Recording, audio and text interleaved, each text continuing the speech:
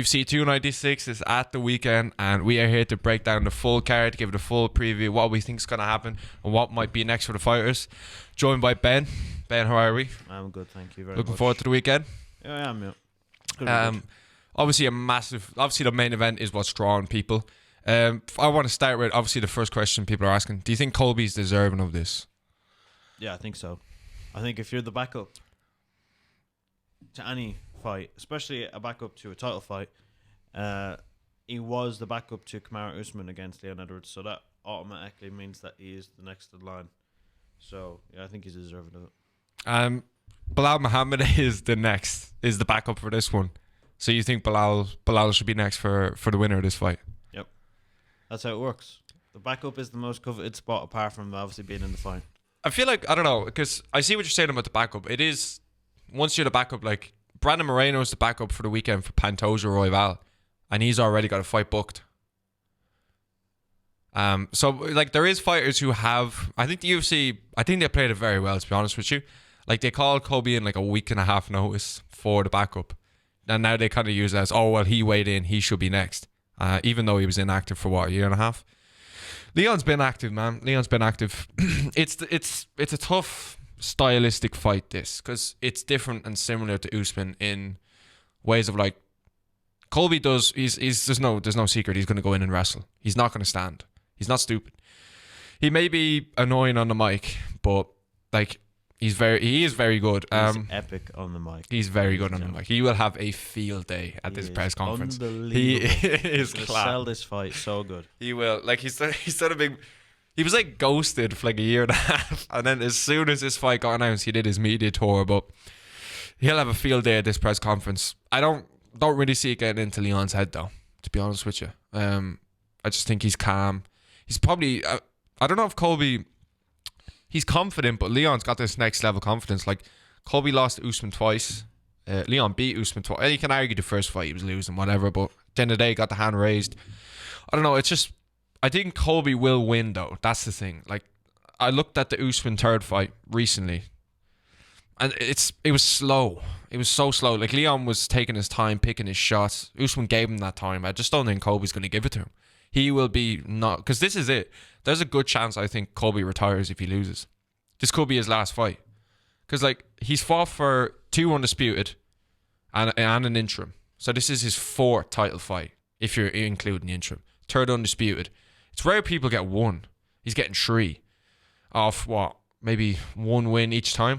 So if he loses, you know, I just don't really see him ever fighting again. So I think that gas tank is going to be from the start like put to 100. He's not going to give him a chance to breathe. But do you think it'll have an effect, the fact that he hasn't fought in like 2 years? Do you think that'll have a bit of, I know they say ring rust. Obviously, it's an octagon, so there you go.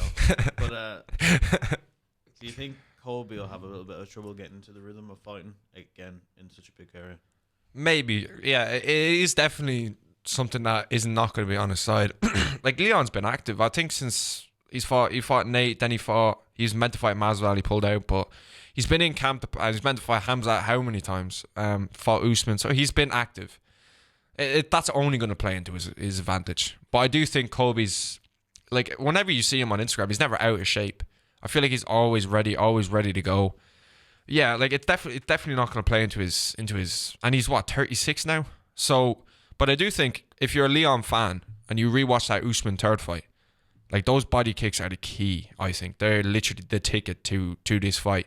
If he can sap that gas tank in the first 2 rounds, like chop the leg, absolutely butcher the body, you could see a finish here. But Colby, I think, is literally, I'd say the first 20 seconds he'll have shot, maybe more than once.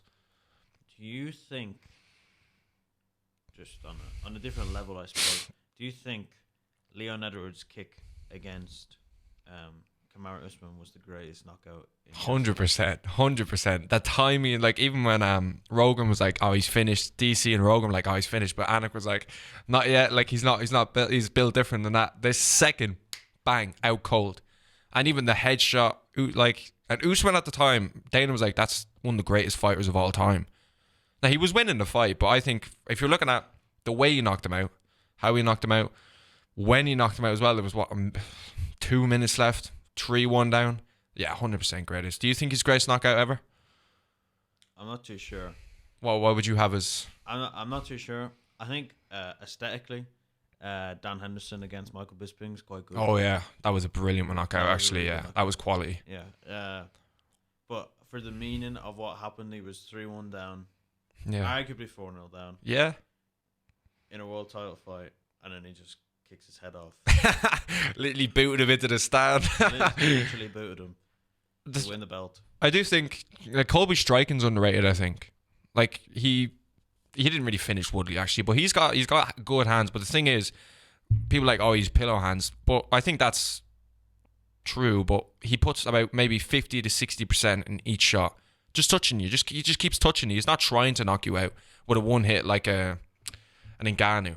Like he's just 50, 60% in your face, not giving you a chance to breathe. I think that's going to be the big difference in this fight because, like I said, like just the pace in the Leon third fight, it is a bit concerning for me because I want Leon to win this fight. Like I could not stand Colby with the belt. I do love Colby, but for the division's sake, like he's not going to fight. He'll fight Makachev, then he'll try to go up. Contenders won't be fighting, and it'll just be a big mess, I think.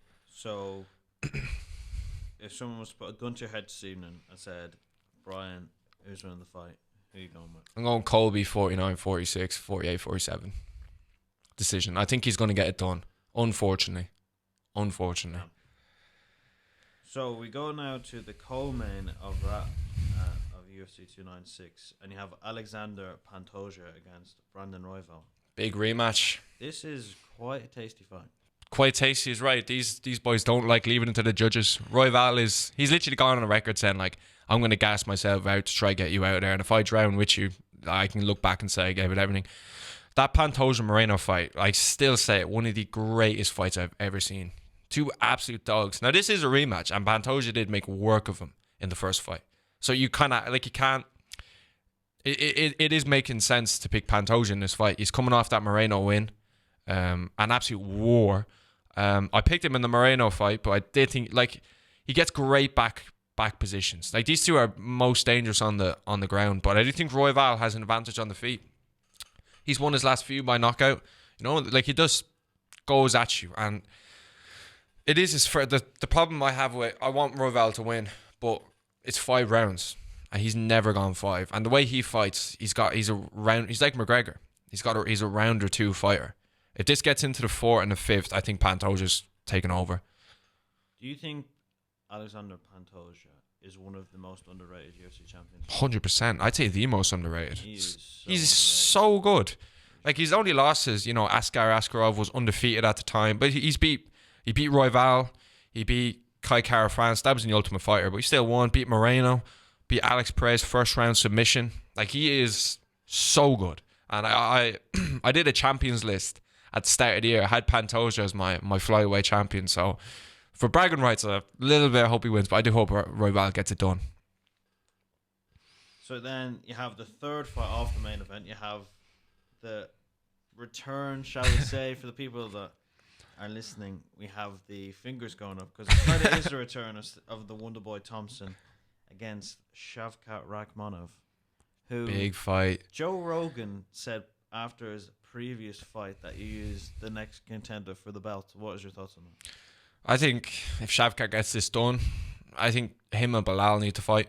But people are writing off Wonder Boy in this fight, and like I rewatched the Jeff Neal fight, and MMA math doesn't always add up. It never really adds up. But Jeff Neal, Wonder Boy schooled him, and Jeff Neal was giving Shavkat problems on the feet. He finished him standing rear naked choke. Brilliant finish, brilliant fighter. But like I think it's so much harder. Look at like even Kevin Holland. Like most people were picking Kevin Holland to beat Wonder Boy in a kickboxing fight.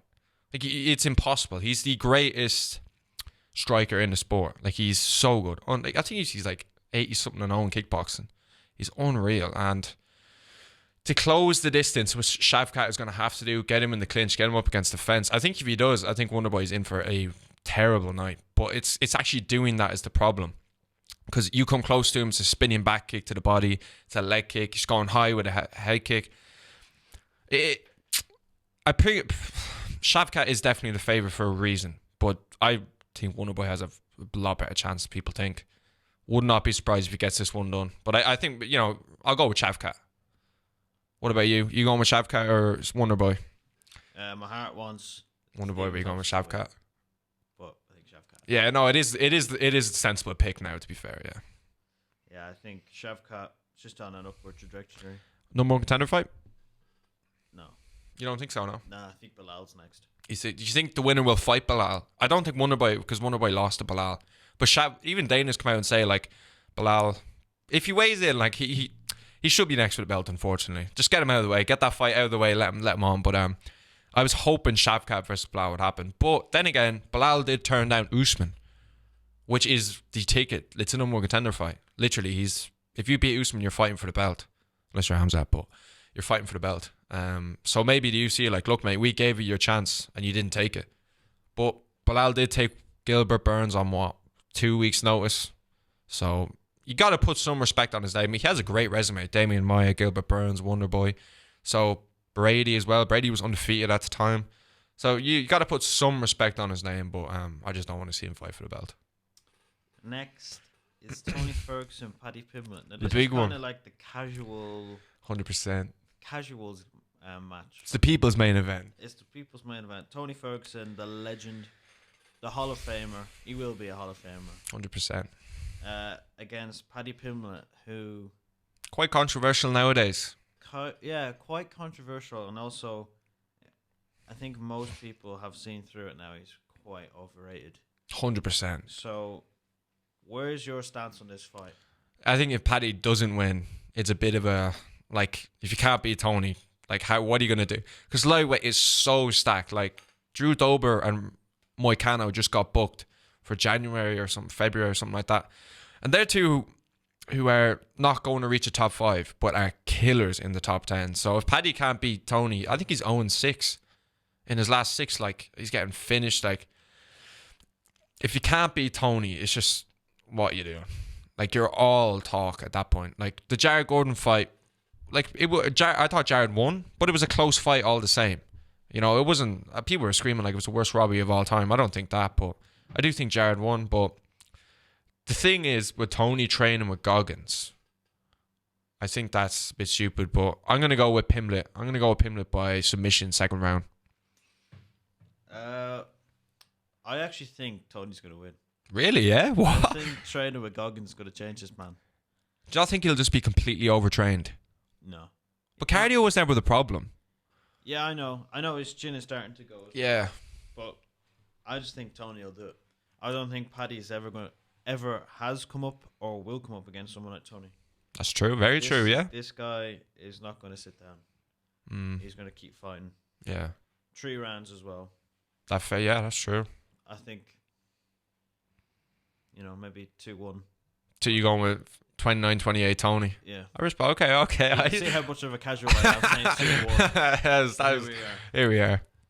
Next is Vicente Luque against the Irish Oh, Gary. the man all the reports are talking about. Yeah, I don't really want to get into that sort of stuff because it's just a bit... That's a bit personal, isn't it? It's a bit personal. I'm only here to talk about the fights, but it is a talking point going into the fight. It is 100%. Like, it's a talk about this guy's mentality. Yeah. He came out and said, like, I'm fearing for my safety going over to America. Like, that's going to play a huge factor. If you're fearing for your safety. And one thing I'm really looking forward to is this press conference with him and Colby. I can't wait. But as regards the fight, I think it's a good matchup for Ian. I think Vicente's he's getting knocked out and he's losing decisions, and I think his best days are 100% behind him. Ian's on the come up. He's really, really good. He's so talented. But it's not an easy fight, but it's a good fight for him. If you can't beat Luque, go back to the drawing board. He's kind of like a gatekeeper into the bigger fish in the pond. But I think Ian's probably better on the feet, more loose. He's more slick. He's way faster as well. Luque's kind of. But then again, Luque does have the ground advantage. I truly believe that. Like, I remember the Derek Lewis versus Cyril Gane card. He fought Michael Chiesa, and I saw him shooting for a submission. I think it was an anaconda or Dars. I was like, "What are you doing?" Like, Michael Chiesa's got good jiu-jitsu, and he submitted him. Like, he's definitely got better grappling. I think people said that, but the chin shown to be not great. Jeff Neal knocked him out. Bilal ragdolled him, so not ragdolled him, but he won the fight. So I'll go with Ian, and I'll go with a second round KO. I think he'll get him out there. To be honest, I think this is a huge moment for him, because if he can go out there, finish Luke, and just stir the pot, kind of like a Colby did, like he's the next big thing. Like he will be. People will want to see him lose, and that's going to make him more money, everything. Because I feel like the days of him being like the good Irish kind of the people love. Yeah, it's time. It's time for him to turn heel. Yeah, exactly. It's Yeah, time for him to turn this heel. is his best chance. And if he turns heel, he'll be a megastar for the wrong reasons, but he's going to make a load of money. So I'll go with Ian by KO on that one. I'm going Ian first round KO. Yeah. I think Luke's chin is kind of a bit gone. Yeah, it's not even about Luca. I think again a bit like Shafkat Rachmanov. I think Ian Gary's on an upward trajectory. Can't say that word today. And I just think Ian Gary's going to win in the first round. I don't disagree. I'm going to say it's a kick. I could see that. He knocked D-Rod out with a kick. I could see it. Yeah, 100%. See, this is the sort of insight you get from the you know what I'm 100%. saying? I mean, the prelims are quite tasty as well. 100%. There's some good fights on the prelims, card. yeah. It's a serious card. They're ending it with a bang. It is. And another thing, it's actually pay-per-view for Irish. Yeah, be a TNT Sport or box office. Exactly. You never really see that. No, but this ever. is how big this fight is. 100%. Two British stars in Leon Edwards and Paddy Pimblett. We won't talk about the last one. And we also have Ian Gary for Ireland as well. Yeah, it's another European big name. So it makes all the sense for it to be pay-per-view. John Jones versus Shale Garn wasn't even pay-per-view. So it shows you how big this card is. It's mad. Josh Emmett, Bryce Mitchell. Interesting fight. Very interesting fight. Do you think a win takes you towards the championship? 100. Yeah, definitely takes Mitchell up the rankings. Like he got this. It was this time last year. He got destroyed by Ilya Topuria. But I don't think we saw the best Mitchell that day. Came back, had a close fight against Ige. Like Dan Ige's good, but he ain't ever getting near a top 5. He's one of those people. You need to beat him if you want to go far. This is only a week's notice for Mitchell, so that's going to play a massive factor. Emmett has had a full camp, regardless if it is for that opponent. He was training for Giga, which is a complete striking-based opponent. Mitchell's going to mix it up. He's not bad on the feet. He's got good kicks and all, but like his boxing is it's pretty bad. Like, so I think both heavy wrestling, they'll either cancel each other out. I see Mitchell getting it done, and I see him submitting him. I think Emmett's vulnerable to submissions. Yair finished him with a triangle. Mitchell's one of the very few who's got Twister in the UFC. So he's good on the ground. People clown him for losing to Topuria, but like Topuria's fighting for a world title now. We all saw what he did to Josh Emmett. 50-43 on some judges' cards. Whether you agree with it or not is one thing, but yeah, good fight. I'd much rather this fight than the original Giga fight. I'll go with Bryce on this one, but I won't be surprised. Like it's 60-40. Because if this was a 5-round main event on a fight night and both had full time to prepare, I'd be supremely confident in Bryce. But the fact's a week's notice, and he has said that weight cuts aren't great. So I'll go with Bryce on that one. Yeah, I'm going Emmett. You're going Emmett? You're going to think a finish? No, I think decision. Why would you say Emmett? I just think, obviously, as you said, very little training camp. I think he had 6 days of a training camp. So, obviously, UFC fighters are going to stay somewhat sharp. But I think there is a difference between sharp and fight. Yeah, exactly. So I think with that in mind, I think Josh Emmett decision. Yeah. You just run around pretty much. Don't get hit. He is better on the feet as regards boxing. Like he does have that nasty overhand, and Mitchell gets caught. So it is a close fight. But that's not the only good fight in the prelims, is it? Cody Garbrandt, Brian Kelleher. Yeah, the most overrated fighter of the last 10 years. He had one good fight. One good fight. Brian Kelleher. It's just sad to see Cody on the prelims. Like he was headlining he was co-main eventing MSG undefeated. He had one of the greatest performances in UFC history against Cruz. But those TJ fights, just his chin was gone. But then again, some people say that. But then again, your chin's not getting tested by Cruz. Like he's the biggest decision fighter in the sport's history. Great fighter, one of the greatest fighters of all time. But Cody. I'll go with Cody on this one. Brian Kelleher's lost to a lot of people. Ricky Simon, Umar, Chio. Like he is beatable. And Cody's he's coming off a win, but Cody ain't young no more. Just going back, I'm thinking here a bit nostalgia. Okay. Cody had one of the greatest knockouts Oh, against Rafael Asensio, where he pulled back and then I know. that Oh was yeah, a mad knockout. the one that he dipped his head and just overhanded. That was unbelievable knockout. That was like on the buzzer as well. Yeah, Yeah, that was an unbelievable. That's one of the best knockouts ever as well. Yeah, damn. Because then he fought Rob Font, then he lost. But because Asensio's good. Like he's had some good wins. He's beat TJ Dillashaw, like no easy task. But such a Cody's thing to do that and then lose. Like you know what I mean? Yeah, it was such a good knockout. Oh, it was unbelievable knockout. I remember I was watching that at home. Obviously, it was during COVID, and I remember obviously there was no sleep schedule. Oh no, hell no, So- didn't exist. It was like UFC was the only sports on. Yeah. So you had to go out of your way to watch this. 100%. It was on. But I'll go with Cody. But like his chin is gone, so I'm not confident. I wouldn't be putting Cody as a bet or anything like that. I'll leave it like that. Is Cody on the way out if he loses? 100%. Cody's never gonna fight for a top 5 again. I don't think he's fighting. He's an early prelim non-ranked fighter now, which is sad because when he beat Cruz, he was undefeated. Literally, Cruz was being talked about. I think his only loss was against Uriah Faber at the time. He was like 24-1 or something like that, I think.